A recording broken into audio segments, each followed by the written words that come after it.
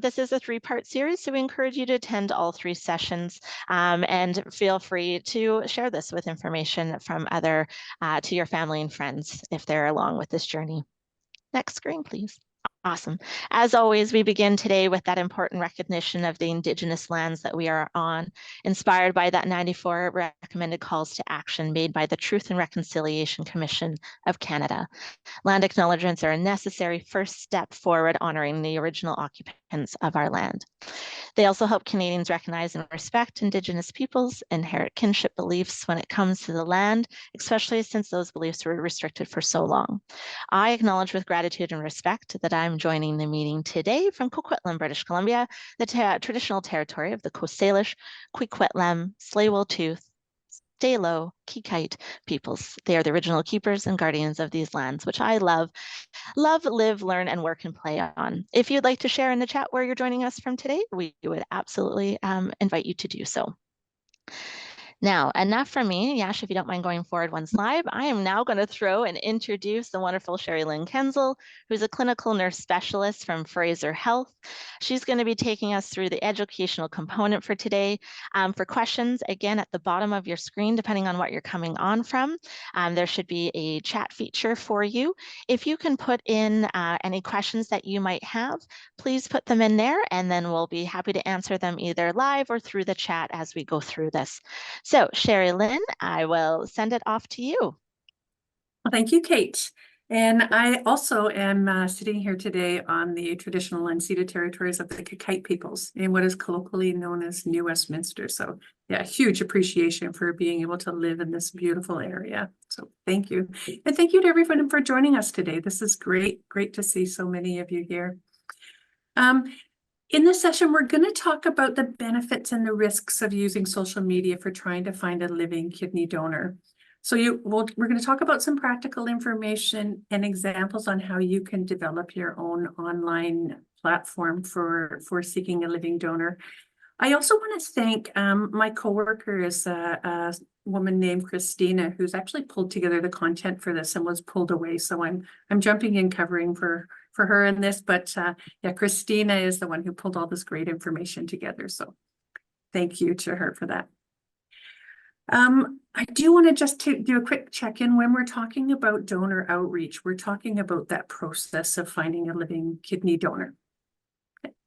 And so maybe I'll just start us off. And can I ask how many of you currently have social media accounts for your personal use? And maybe you can pop it in the chat, put a thumbs up. All right, I see a couple of thumbs. Yeah.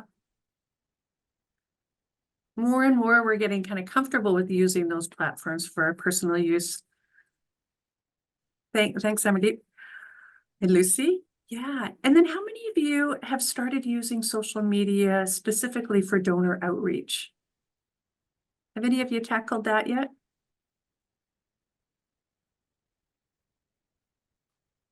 Seeing some head shakes. Me too, family. Yep. Great. Okay, we'll go next. Previously, not yet. So we're at different spaces in terms of our comfort level so far. So I'm hoping this session will help. What we're going to focus on is why would you use social media for this particular, for donor outreach? And what are those things you want to consider when you are using social media? So then we're going to get into some tips for kind of getting set up, tips for getting started with it, and tips for like how you would post content. What are those types of things that you might want to post as you're doing this? And then we're going to talk about managing your social media campaign as a whole. So all of the personal screens you might see as we go through this session today and those videos we'll be sharing have been shown with consent from the individuals who posted that information. So although we know we post that when you post information, it is public, we did reach out and check with them because I'm sure they didn't intend for their information to be posted in a big group session like this. So they have each of them has given their permission for us to share their information. The examples we'll be showing are from social media platforms such as Facebook, Instagram, and YouTube, as you know, those are the platforms that certainly I'm most familiar with. But if you are using some different platforms, the same basic rules will still apply. Okay, we'll go to the next. So the next screen, when we talk about why would you use social media, it really does allow you to immediately connect with people both inside your network and also outside your network. So you can actually have that further reach. Information can be easily relayed and tracked. So you can go back to those previous conversations, and the viewers themselves get to consume or use that information at their own pace. So they look when they're ready to absorb that information. And some people find that it feels less personal being able to use social media, so it might be easier for them to share and be open about their medical condition than they may in a person. So those are some of the things people find. But when we're using social media, there's things that we really want to think about and consider. So I'm going to talk about those in a little bit more detail. When we talk about privacy, we talk about safety, we'll talk about kind of media attention, and then we'll talk about anonymity and mental health. So there are benefits to using social media for doing donor outreach. At the same time, it should also be used with caution. There are a number of things we'd like you to think about if you are thinking of, or even if you're already doing donor outreach on social media. So when we first think about privacy, once your information is on the internet, you don't have complete control over how that information is shared. So once you post it out there, it has the potential to go much further than you might have thought. It's important that you're prepared to have the stories that you share may be accessible to anybody that comes across it, including potentially some of your work colleagues, maybe some of your community contacts, could be some of your religious community, family, friends, and even strangers, people you don't even know. When we think about safety, you may get unwelcome and inappropriate requests for money or relationships when you post your health information. And this is a great post here that we're sharing from a person named Ellie, who's doing donor outreach. And in this post, she's giving information about what the process is like for a potential donor. And you'll see here in this circle, someone's offering to sell her kidney. And I'm not sure if you're aware, but selling or purchasing kidneys is actually illegal in Canada. And we certainly, we really do highly discourage any sort of conversations or entering into these conversations. So this is one you would just ignore completely. Media attention. So at times when you use social media, it could result in media attention, and that can be great. It can help get your story out there too, but it can also be a painful experience for yourself or even for your family. You know, the media often covers those heartwarming stories, but you know, they'll also cover those difficult ones that you may not want shared. So please do feel free to, you know, really think about that as you're entering into these social media comments. And the media doesn't always present your story the way you might want your story told. So they're going to look for whatever spin it is that they're trying to promote. The next I want to talk about is that kind of one-sided anonymity. So often when someone comes across your story, they'll know personal information about you based on what you've shared, but you may know nothing about them. So if this donor wishes to remain anonymous or have that anonymous conversation with you and they have ulterior motives, you could find yourself in a kind of an uncomfortable or awkward place, or it could even feel unsafe at times. So we haven't really heard of a lot of specific instances of that happening, but it's really important to recognize that it is a possibility. And then the last part that we really want you to think about is around mental health. And studies have shown that spending time on social media can be detrimental to your mental health, and it can even make existing conditions like depression or anxiety even worse. Using social media can make people feel dissatisfied with their own lives and sometimes even inadequate as they're constantly comparing themselves to those others online who seem to have it all together. So sometimes this can make a person feel alone in their struggles. So it's something to think about and something to keep in tune with yourself. And, when you are using social media, just recognize it doesn't come without risks. So we do encourage you to keep these things in mind as you enter into campaign around this. You might find you need to take a break from social media for a while, or at some point, you might find that social media is just not for you, as the impact is far greater and just not worth the benefit for you. So if that's the way you feel free to drop it. That's perfectly okay.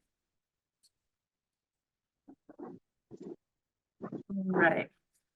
We're going to talk next about tips for kind of setting up. How do you set up? How do you get started? So we're looking at these common platforms, like we mentioned. We talked about Facebook, Instagram, and others, like WhatsApp is another common one. So I'll just go to the next slide. You'll see on this slide, and you'll be able to access this links in the PowerPoint in the presentation you'll get forwarded later. But these are some great links on how you might start setting up those accounts if you're truly new to setting up a Facebook account or setting up an Instagram. So these are great links. So we won't share that in too much, but you can find videos on almost anything in YouTube. So feel free to search if you're looking at any platform, and search through YouTube and find a video. It'll help you to set up your profile. Okay. Big one. Sometimes we don't think about this, but you can set up privacy, separate categories for privacy based on your own comfort level. So take a look at that and do make sure you tailor it to what you're comfortable with and how far you want to share it. This is a screenshot of, I think it's Facebook Privacy Center. And yeah, just become familiar with those privacy settings on whichever platform you're using. Okay. So tips for getting set up. In order to make your social media campaign more manageable, you want to focus on just one or two sites. You don't want to try and do all sites and kind of hit all venues. Just focus on a couple that you'll be able to set up and you'll feel comfortable in keeping up to date. As you do that, consider having that separate page. Some folks like to do it within their own personal page, but you might find it helpful having a separate page just specifically dedicated to donor outreach, so that you have control over which of your contacts is aware of your health situation, and it's far easier for you to stay organized and stay on top of it. On the right side is another screenshot from Ellie's Instagram account. As you can see, she hasn't made used her personal account for this. She's actually created another account, which she called Kidney for Ellie. Some also find if you create a separate email account might be also helpful. So that way people can reach out to you through your email account and it's not your own personal one. So again, it helps you to keep organized and it helps you to kind of keep your compartmentalize them. I love this one. Clean up your profile. So you do want to think about, as you're sharing these profiles, you want to think about what's visible and what kind of messages it's conveying. And as you see on the right, that's very palatable. It's great, like healthy living. Everybody loves dogs. It's great. Or sorry, on the left, but the one on the right is a little bit dicier, and you might think, I'm not sure if I want to give my kidney to this fellow. So think about that. Think about those messages that are coming across. Yeah, even if it's an old picture, you might want to get rid of it. All right. Another great tip is look at what other people are doing. What are other people doing? You can look up, Christine did some simple searches, kidney for, kidney donor, living kidney donation, and you'll see other people's sites that they've set up. And we're going to share some of those today as we go through. As you can see here, we typed in kidney for, and you can see there's a number of sites that came up here. So you can scroll through these, take a look at what you like, what you don't like, the type of information, the amount of information. Maybe you find too much information is overwhelming. Maybe you find it might be helpful to have more of those details. So that's something where you can actually do your own. If you are visiting other pages, think about what you would like about a person's page, or what you might do differently. So you might find, that the information is content that doesn't necessarily resonate with you and doesn't really fit with how you would normally communicate. But yeah, tailor it for what makes sense to you. I see a question here on hashtags, and we'll try that address a bit later, and it might come from someone better than I, but we will talk about a couple of really good hashtags as we go through this. So. Okay. You can also take a look at some of those accounts of reputable organizations and get an idea of what you might want on your account. And it's great because you can actually lift content from these sites. You can actually, take a picture of this site, add that to your page, and it's just a good way of tagging them as well. And don't feel like you need to reinvent the wheel. See what content you might want to share and just paste it to your own site. All right. This is actually another great tip. Has anybody used sites like artificial intelligence like ChatGPT or other AI sites for writing documents?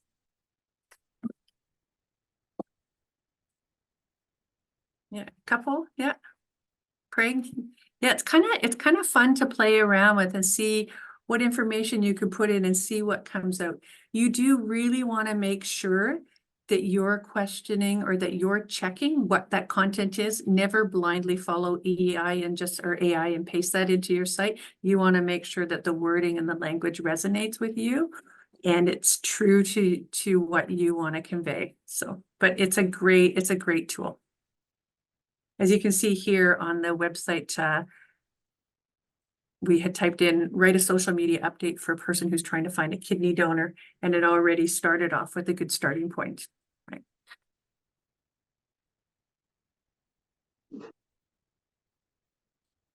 Then tips around content.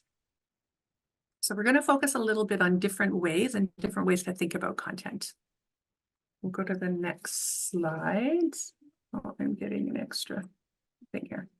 Okay.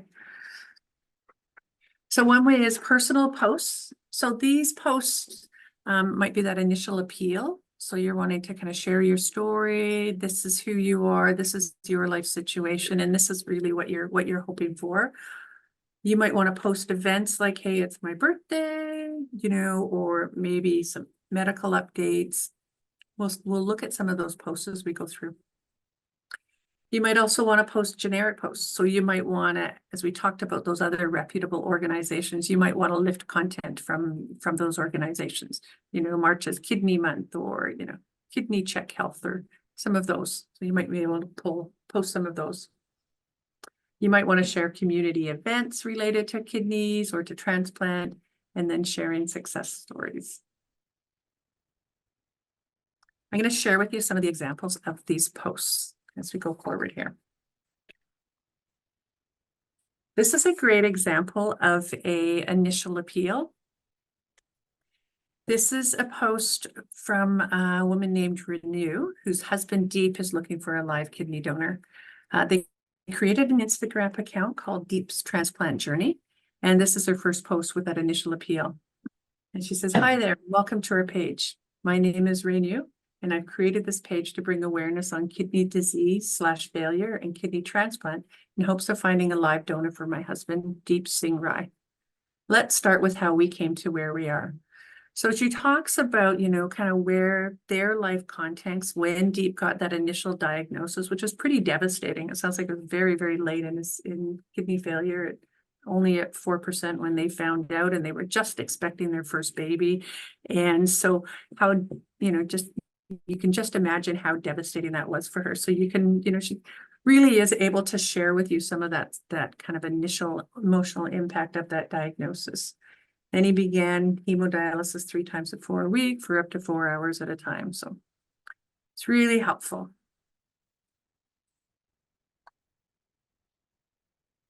Here's an example of a medical post or a medical update, and posts that kind of raise awareness. So this post is from Facebook, and it's a good example of a post that provides that update. So I'll just read some of this. So, happy Wednesday, everyone. Did you know that March is Kidney Health Month, and this year, World Kidney Day is March 9th, which is also my birthday. Very fitting, huh? Not a lot to update since my big meeting last week with the transplant team, but they did call me to say I'm healthy otherwise, so I'm approved for transplant. Now it's a bit of waiting game as the donors go through the different testing. Again, their willingness to do so is amazing, and thank you can't even begin to cover it. Just so, you know, a real appreciation for people even considering thinking about donating. And then they've combined that with a picture of a quote around time to break through the barriers that face kidney disease.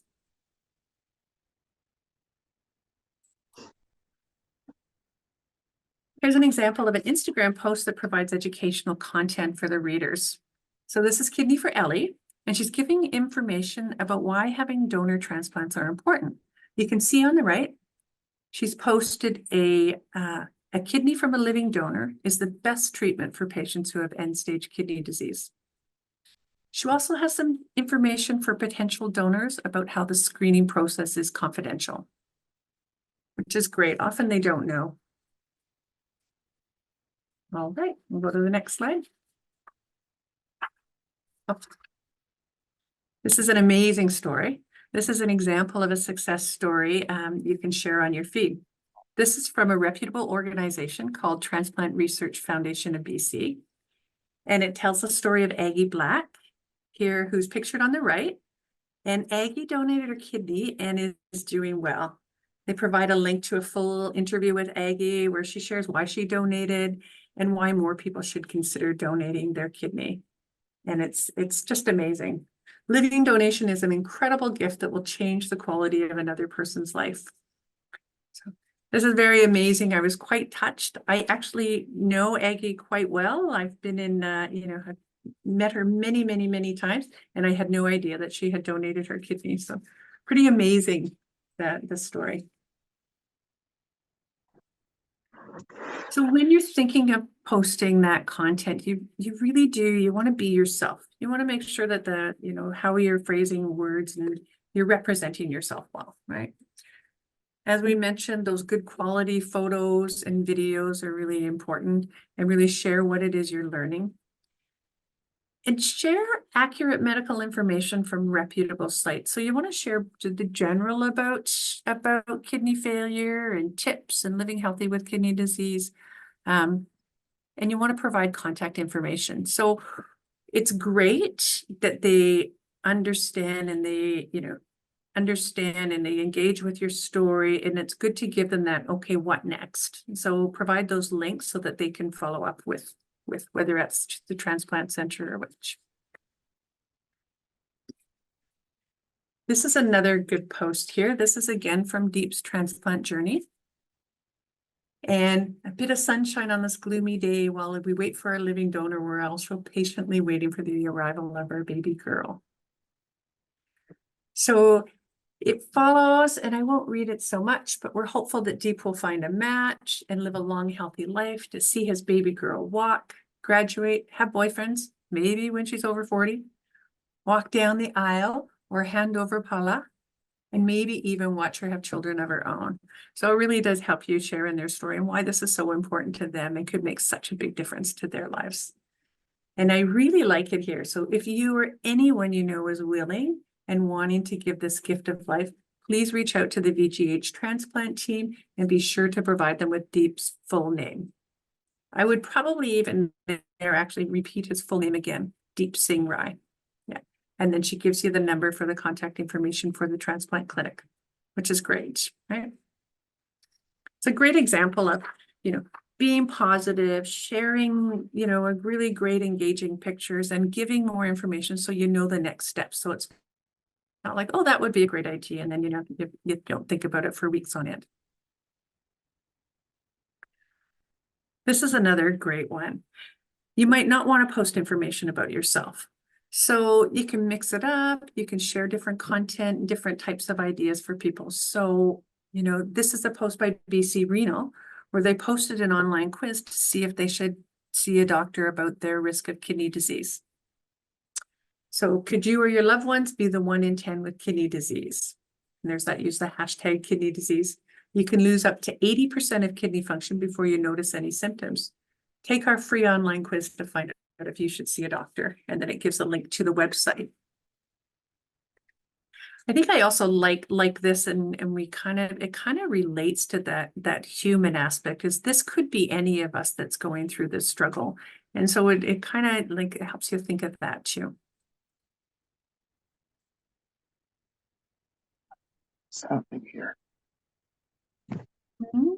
Yeah. Next, I think we've got a video here. Is that right, Yash?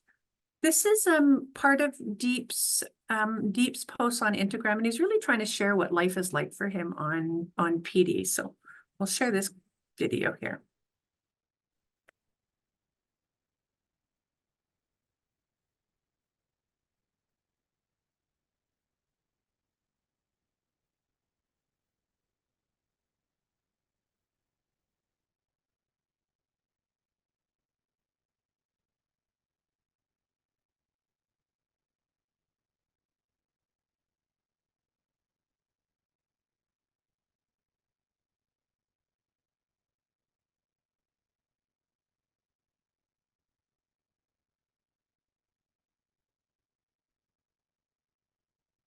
Is that it? Amazing how much goes into setting up those machines. So Deep was on PD for a while before he was able to get his transplant. So he's really trying to show this is the impact of this, form of dialysis on my daily life, and really stretching you to think about how impactful a transplant would be for him. What I liked about this post is he shows how much time dialysis takes, and yeah, really highlighting that impact of kidney disease. So once you're up and running, when we think about this, we'll go to the next slide. Yeah, tips for managing your campaign. Don't get into or don't answer medical questions. Really direct them to the BC Transplant website or their donor nurse. Like, you don't want to be trying to determine whether they're an appropriate donor or not. Just reference them to those sites. Like I said, those requests that are completely inappropriate, just ignore them. And don't share your personal contact information. So I wouldn't share your address or your phone number. I also really like that idea of having a separate email address that you might use for this purpose. And reply to those relevant comments in social media in a friendly and timely manner. And ask people to share. Ask them to share your story and spread that word further.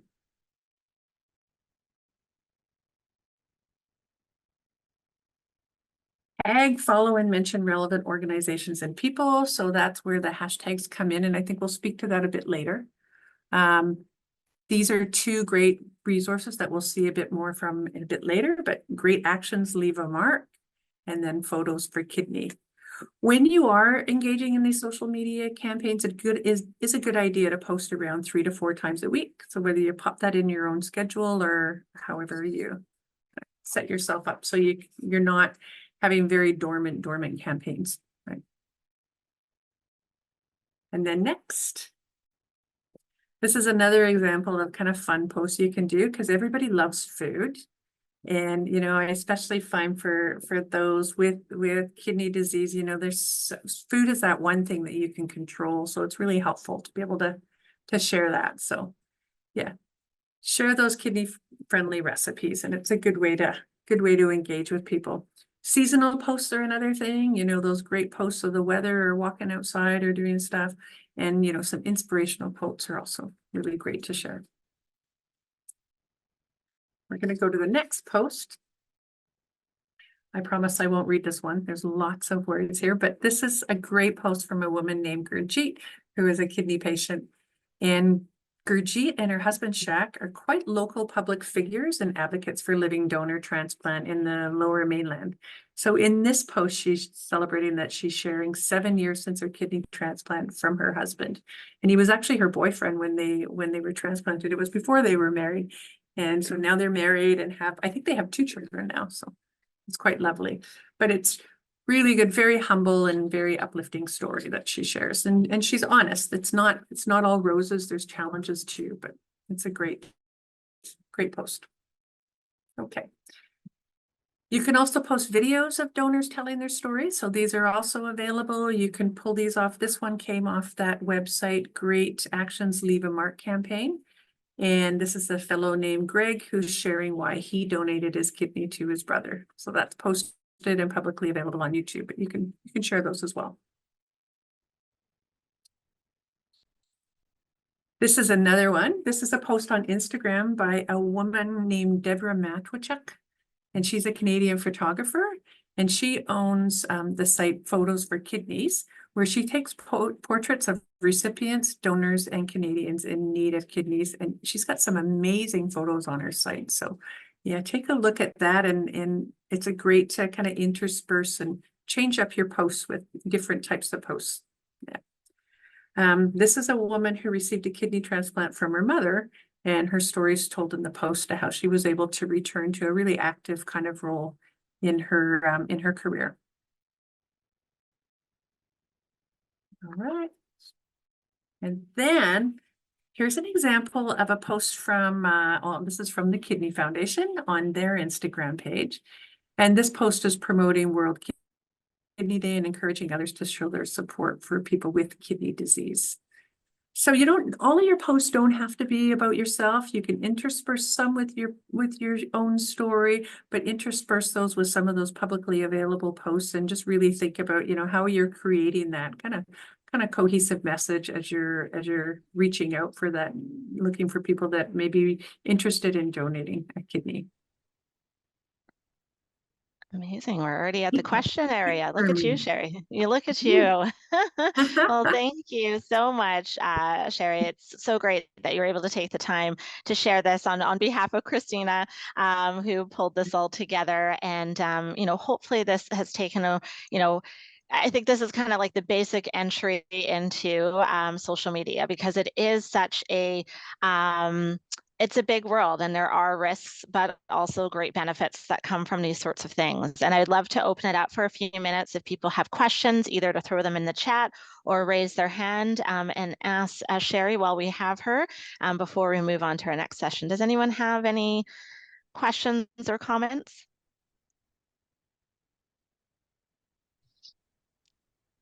Hi, it's Carolyn here. Hi, Carolyn. I just wanted to say I've posted on Facebook and stuff, right? But I often get cures. People going, "Oh, I have a cure for you," or doctors or medical advice. And so I just thought I'd throw that out there as a precaution. And along with people selling them, right? So. Yeah, it's true. You do have to really kind of watch and really be really critical of kind of some of those posts that you receive back. And yeah, if the cures were only that easy.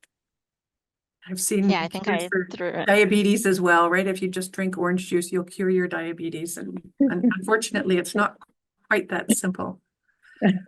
I think too, I would say what you're noticing in the post is you're not seeing a lot of detailed medical information. It's a very high level overview. It's just truly trying to share the context and, that it's challenging for sure, but people aren't getting into a lot of medical detail, and you really don't need to. You want to share that story more than anything. Absolutely. Lucy, you're unmuted. Did you have a question or a comment? There you are. Okay.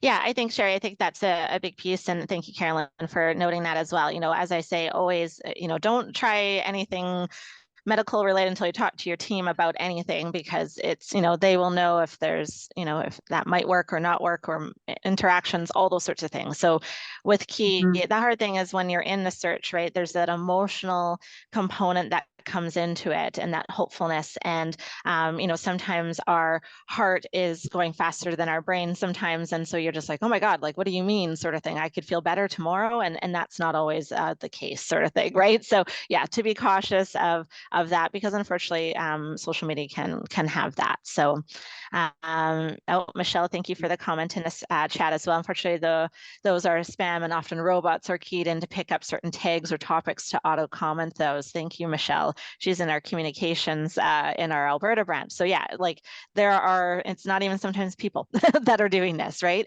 That sort of thing. But, there's some beautiful stories that come out of these, sometimes these wonderful posts, and just educating people. Any other questions? I had another one. So if I went on the BC Kidney page, I don't need permission to copy whatever they have on there and post on my own page?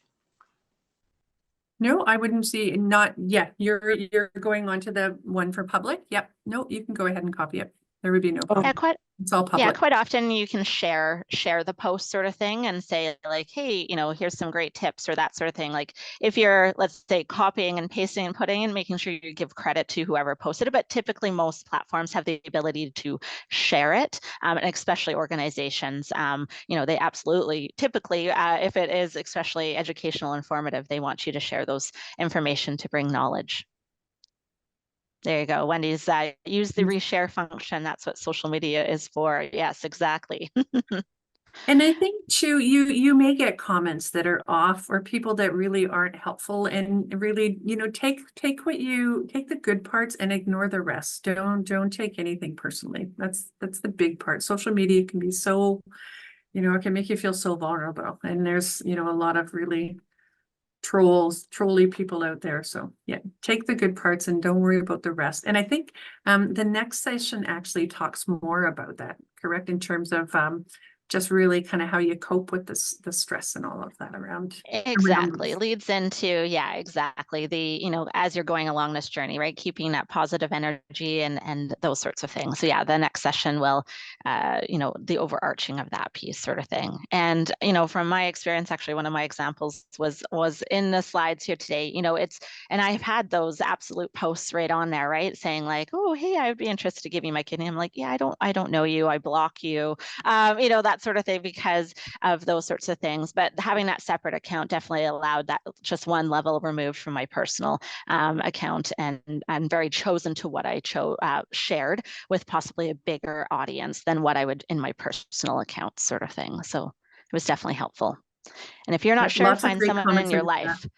Yeah, thank you. Exactly. Yeah, don't be afraid to delete certain comments. Yeah, exactly. You have the ability to delete that, block any account you want from those comments. So yeah, thank you very, very much for that sort of thing. Laura, I've got your hand up. Oh, you're muted, my dear. There's a little microphone on the bottom. There we go. Okay, can you hear me now? Okay. I sure So, can. I like the idea of setting up a different account. I'm not quite clear on how I get, like if I don't want everybody, all my contacts to know about this, then how do I sort of import like new friends to talk to on this thing? Like who would I choose and not choose, or do I invite all the people I want to be on my new platform sort of thing? Mm-hmm. Yeah, you would invite them as friends, I would think, on Facebook. Yeah, Like quite that's often. what And we do, but what, I'm not quite Laura, sure that's how a it works great on point Instagram. too. Yeah, I think that's a great point, Laura, as well. Maybe we could look to doing a bit of a tip sheet around kind of, generally, I think if I remember correctly, now it's been a number of years since I've done mine, but, I think you can share, or I posted on mine saying, hey, if you want to follow along with my kidney journey, please follow, that page sort of thing specifically, but you can absolutely share your page with others as well if interested on your within your normal contacts sort of thing. But we can maybe look to having a little bit more of a tips and tricks sheet that comes out for you guys around that social media aspect as well and sharing it. Yeah, that would be Thanks. helpful. Thank you. Okay. Yeah, Wendy. Just for Laura, on Facebook, you can change the audience of any post to a very specific group of people. So if you want to share it with just your friends and family and not, for example, your coworkers, you can create a friend group that is just your friends and family and share it that way. And only they will be able to see that post. So you can create a post share your transplant account with just that group of people. Yeah, case they that have helps. gotten some nice things. So, but I think that's a great point, especially for those that aren't as familiar with, and also making sure that when you're in your account, you're on the right account, when you're making certain posts, when you're on, let's say, a phone, there's kind of the logistics of which account are you on. So it is a bit of a step process, but if, I'm definitely not the expert, but we could look to, putting together a little tip sheet for you guys. So that's wonderful. So yeah, Michelle sent a note to me privately here, just saying that it is hard sometimes to exclude everyone from finding them. But yeah, there are settings, but it's never guaranteed that someone may see it, sort of thing. So just to be cautious of what you're posting, but definitely keeping an eye on how you're sharing it, that sort of thing. That's perfect. All right. Any other final questions? Otherwise, I'm conscious of our time and I want to give the opportunity for our next wonderful speakers to join us.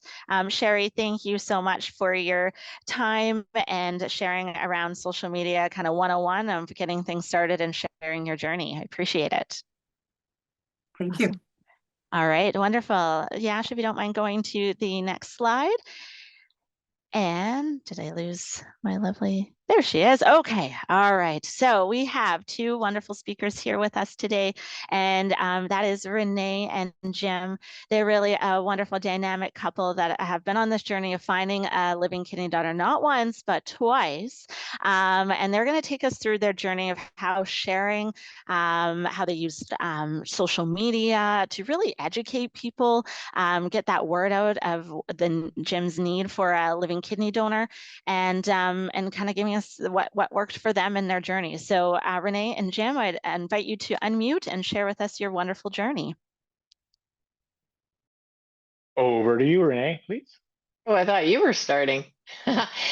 Okay, well, I think first of all, for everyone that's on the line, just give yourself a big, huge tap on the back that you're interested and you're thinking of doing this. It is not for the light of heart. You have to have a lot of courage. We've talked a lot about caution today. While I can appreciate that social is a bit scary and you have to be cautious, my belief was this is life and death. And so if I have courage and I get the message out to as many people as we can get, hey, somebody may come forward and provide the kindness of their kidney, so I just want to take, when I'm speaking today, I'm going to take that pitch. Like, why not get out there and why not be boundaried about those things that you see coming in, but play the numbers game? So Jim, I'm going to throw it to you. And I think what's important to know is I'm a baby boomer and Jim is a traditionalist. So social, like many of you, is not our first resource. And Jim will start with his story, a little bit about what that looked like. So Jim, over to you on this page, I think. Okay, I may be a traditionalist, but I don't think I'm traditional. That's true. That's true. Really? Well, it all started in 2012 when my kidneys crashed, and I was in emergency on the North Shore, that hospital, and I was on hemodialysis for a while. And then I went on, hemodialysis and peritoneal dialysis, and then I was searching for a deceased donor because I didn't find any living donors in our search, which I'll talk a little bit more about that. And so on January 8th, I received a deceased donor, and up until last year in May, when I had a blood test, the team informed me that my kidney was failing. My GFR is around 11, and my creatinine was up around 250. And Jim, that was 2012 for this audience to know. It wasn't this January, it was 2012 when you received your first one, right? Yeah. Yeah, I was taught, right. And last year in May, that kidney was beginning to fail. That's when I had a GFR of 11 and creatinine of about 250. And although I had been dealing in the last 8 years about that range, And so they said, yeah, you need to start looking. So we started looking in terms of using some of the social media. We did a lot of things in terms of reaching out to friends, family, acquaintances, anybody we could think of, and not asking for a kidney, but saying, would you be willing to put out to the world that I need a living donor? And so we began that journey. We did some social media. We happened to, just by accident, have an acquaintance who was in the Caribbean, and he's quite a famous guy who used to do real estate in New York, and he had 350,000 followers, and he put out to all his followers our dilemma, and we got about, I think it was 3 or 4 or 5 people interested. None of them turned out because they weren't a match, and of course you can't really have people who aren't a match from foreign countries, right? So there's some restrictions there. And so we just kept doing that on a regular basis. I'm not very good at social media, for sure. I do a lot of technology stuff and AI and stuff like that, but in terms of the social media, it's kind of like a weird area for me. It's just not. I don't know how to get a handle on it, and so I'm not more. So Renee is more adept at that, and so she did some more. Do you want to say anything about that, Renee? Yeah, I think I'll just fill in a couple pieces there as well, just because at the top right of this image that you see that first point, which is sharing via social media, sounded like a crapshoot at first. And I think that was really Jim's perspective. And I think that comes from, we don't know what we don't know. We don't know. Jim and I didn't have family that we could lean on, but we definitely had friends. And so really, when we started to think about it, we were like, what do we need our friends to do? And our solution was, we need our friends to take action. We don't need our friends to think about us. We don't need our friends to be, oh, I'm thinking about you. I'm thinking about you. No, please share our posts with other people. Just take that action. And so when we got our heads wrapped around that, you can see on the left-hand side, we started to think about what was the why. Like, why would somebody donate to Jim? And what we started recognizing is that, and this is sort of phase 1, but we'll move to phase 2, is that it would be important to position Jim's lifestyle, our lifestyle, and the importance of continuing that lifestyle into perpetuity. So in our living donor landing page that we built, you can see it. There's a lot of pictures of us about how we celebrate life. But we also talked about Jim's contribution to men. Jim's a psychologist, to couples, to men, and how we felt it very important for him to continue that. And I mention that because I think it is really important for everyone to figure out, what's my story, and what would be the why for a living donor to come forward to continue my story of my life. We talked a little bit about hashtags, and I just want to say that, naturally you feel like the hashtags you should put are about kidney donation or kidney transplants or kidney life or whatever. Well, actually, we took a different approach. We wanted to feature live your best life, age well, author, like things like that, where we would get hashtags basically pull audiences from different areas, and we felt that that was important. So again, I just can't stress enough, think about the why for the recipient and think about the why for the living donor. So when I'll just say this too, on our first round in 2012, the hospital told us, look, you're going to have to come forward with 10 to 14 donors to find a match, which I thought was just, oh my God, are you kidding me? But we did. We came forward with 12, and we came forward with 12 just from Facebook. And we didn't even have Instagram then, I don't think. It was just Facebook. So, really targeting the right places and the why what types of groups. We got interactions with people. Jim and I were new to this. We didn't know what the hell it meant.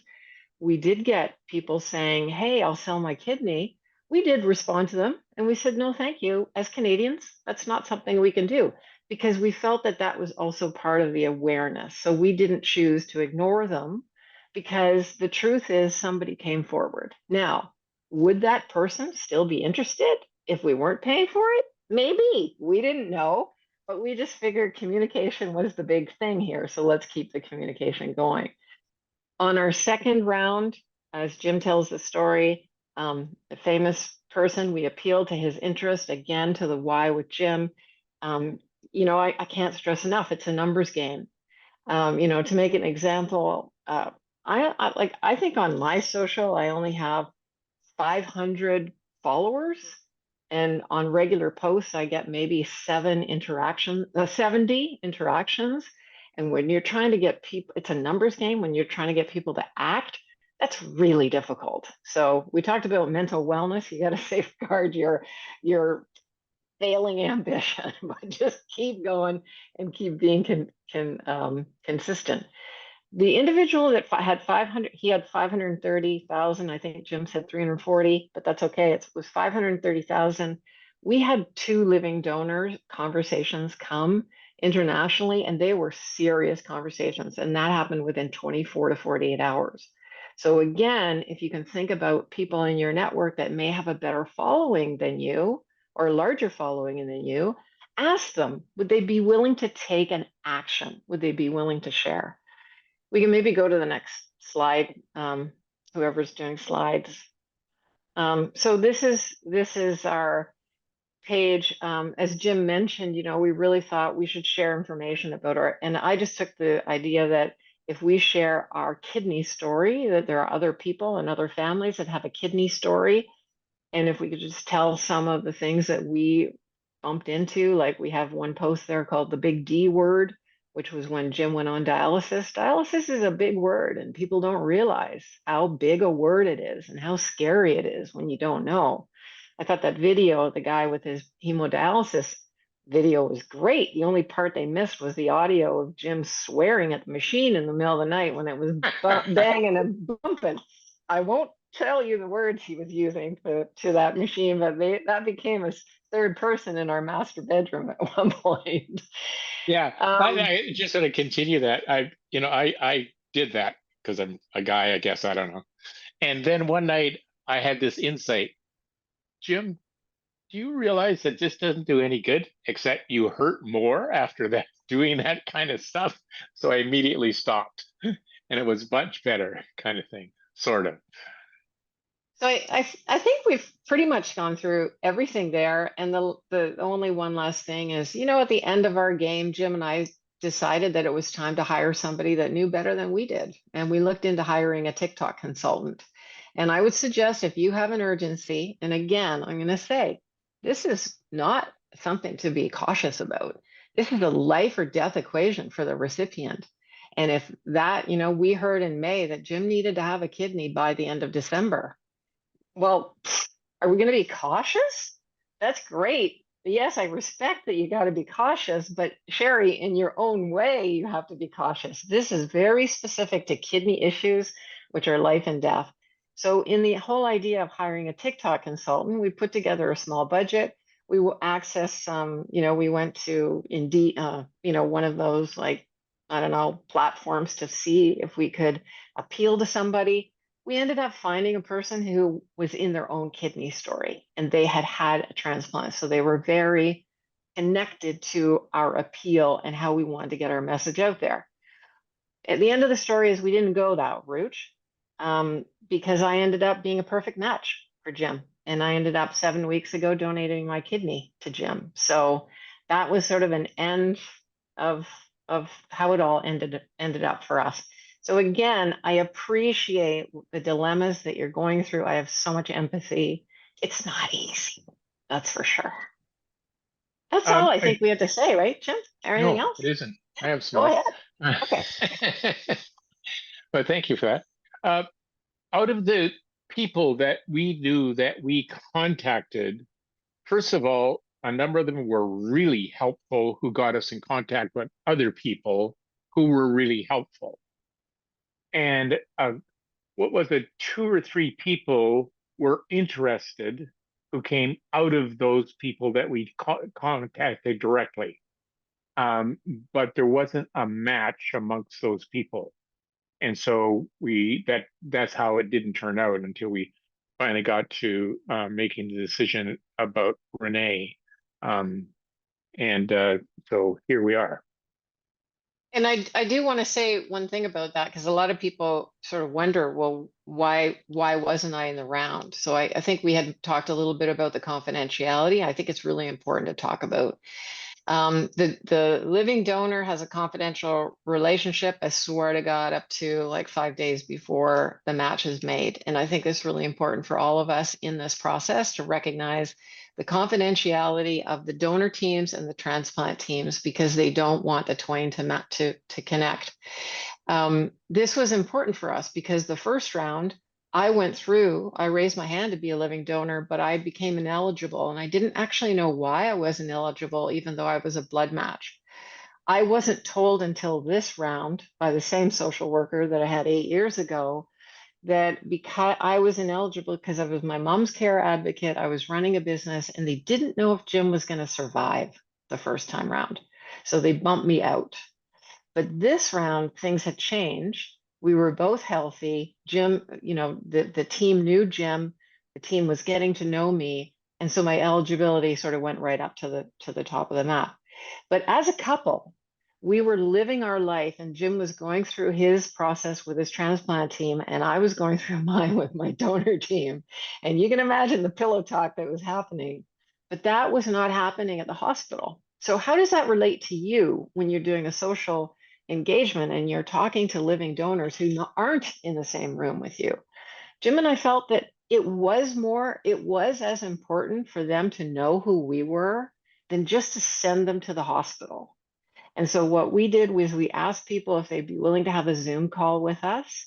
And we said to them, this is a confidential perspective, and the power is in your hands as a donor of how fast or how slow this goes. So you don't have to tell us anything. And we just wanted them to know that. But we also, because of our own anxiety, wanted to get a heartbeat on, are they in a fast track interest for Jim's health, or are they in a contemplative interest for Jim's health? So I just think that it's important to know, also to have an understanding of what the two teams at the hospital are doing or not. And Kate, you have a great story about that as well. So that's kind of cool. Anyway. Amazing. Well, thank you both, Renee and Jim. The story, it's relatable, I'm sure, to many of just going through the process. And I think touching on, when you're a couple going through it, it's one aspect. And yeah, I shared, the same thing as my husband and I were going through that process too. So we were able to communicate. But if you're not in that same, you're feeling as a recipient, sometimes maybe a little in the dark of what's happening, sort of thing. And that's where coming together with other like-minded people that are going through the process to talk that through, so you're not alone, though you may not know exactly where donors are. And it's up to the donor to to share with you where they are or not, that sort of thing. But definitely the teams will never share any confidential information. But Renee and Jim, we're so happy that you could be with us this evening, only kind of 7 weeks after surgery, and it seems like you're both generally doing quite well. So we're happy to hear that. And I know we've got a few comments and questions or that sort of thing. Thank you so much for that. I know Craig put on around, you could always, if someone is not a direct match, to pursue the altruistic donation from others through the paired exchange program, right? That's the whole other kind of avenue. If they're not a direct, it doesn't mean that conversation has to close. So educating people around, hey, if you're not a direct match, there is still this other avenue of the paired exchange. And it also sometimes opens up that larger pool of individuals to come through that. So thanks for sharing that. Lucy, did you mention to possible donors that it'd be better if they are young or healthy? I don't know, I think for donors, generally we leave it to the medical team, as I always like to say, to the team to determine who the best fit donor might be versus age. Health, of course, is number one. They're not going to move forward with donors who, if there's any risk to them within this process. They want to make sure the donors are going to be good on the other side for many, many years, sort of thing. So if someone is told no, one, they have the right to ask why, so that they have a good understanding, and sometimes being able to share, they sometimes learn things that they didn't maybe know about their health before as they go through the donor process. Renee, yes. Yeah, I'm just going to say, I think that, through Jim and I probably came up with 12 plus 6. So there you go, 18. And we probably saved 5 people's lives because of the assessment that they went through. So that's very important as well. The health possibility and the health testing that we as Canadians are offered is outstanding. And a lot of people start to understand what their issues are that they didn't know before. So that's a benefit, real benefit. Absolutely. Amazing. Wonderful. Well, thank you both for taking, there's some thank you notes in there for your guys' sharing and that courage that you took on with this journey.